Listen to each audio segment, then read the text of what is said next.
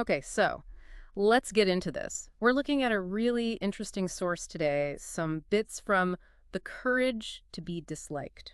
Right, the book by Ichiro Kishimi and Fumita Koga. Exactly. And what's kind of different here is how it's presented. It's not like a standard text, it's actually written as a dialogue. Yeah, straight up a conversation Yeah. between a philosopher character and a youth.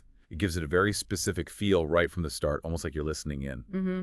So our plan for this deep dive is really just to look at these opening parts, these first few pages we have, and figure out, what's the starting point? What's the foundation they're laying down? Yeah, sounds good. Where does it kick off? Well, it starts with the youth showing up. And his attitude is pretty clear. The philosopher actually notes that the youth reminds him of himself when he was younger. Oh, interesting. How so? Like a really passionate student type searching for truth, someone who'd actually go and visit philosophers. Right, so you immediately get this sense that the youth isn't messing around. He's not just like vaguely curious. He actually says he's looking for the truth of life. Yeah, that's a pretty heavy goal to state right off the bat. Definitely. And what about the philosopher? How does he react to this intense young guy? Well, he acknowledges that shared feeling, that drive for truth he recognizes from his own youth. But he also says something interesting. He makes it clear he hasn't been, like, trying to gather followers. Okay. He says he's never felt the need for disciples or anything, even though he's been deep into philosophy for a long time. Huh.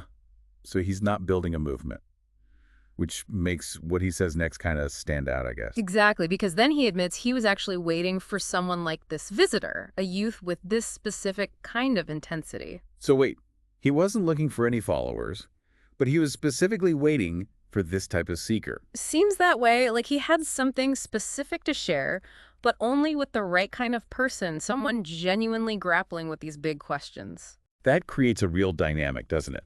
The seeker arriving just when the person with the potential answers was sort of expecting someone like him. Totally. And the whole thing pivots on the youth's next question. He asks if they're going to discuss another philosophy. Ah, another philosophy. That phrase is loaded. Right. Ac- What does that signal to you?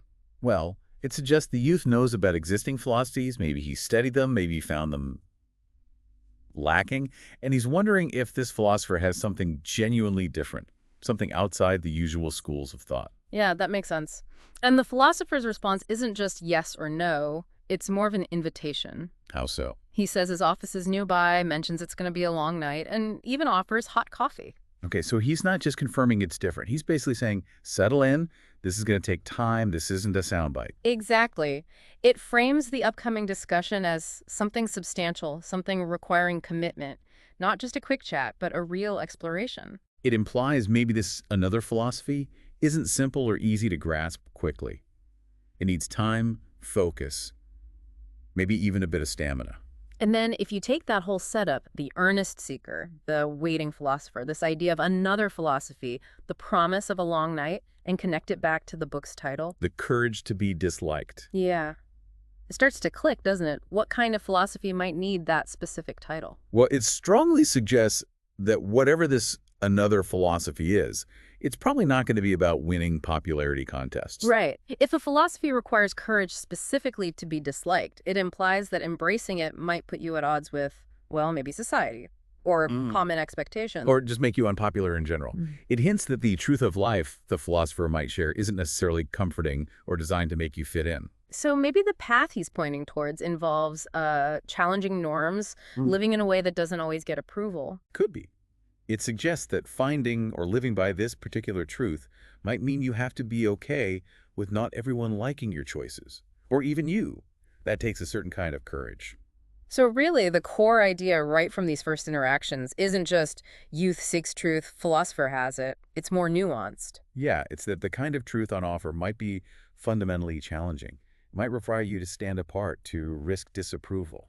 It frames the whole journey, the one in the book and the one we're sort of embarking on by reading it, as something that requires, well, bravery. Exactly. It sets the stage. This isn't going to be about conforming or seeking validation. It's something else. Okay, so that's our initial dive. A young seeker meets a philosopher who seems ready to impart something specific, something called another philosophy. And the title looming over it all suggests this philosophy demands the courage to be disliked. It definitely leaves you wondering, okay, what is this truth? what philosophy could possibly require that kind of fortitude? It's a compelling hook, for sure. Sets up a challenging conversation. It really does. So maybe something for you, the listener, to think about after this. What does that phrase, the courage to be disliked, actually bring up for you? Yeah, and maybe consider if there's any truth or any way of living you're drawn to that feels like it might require that kind of courage, something to chew on.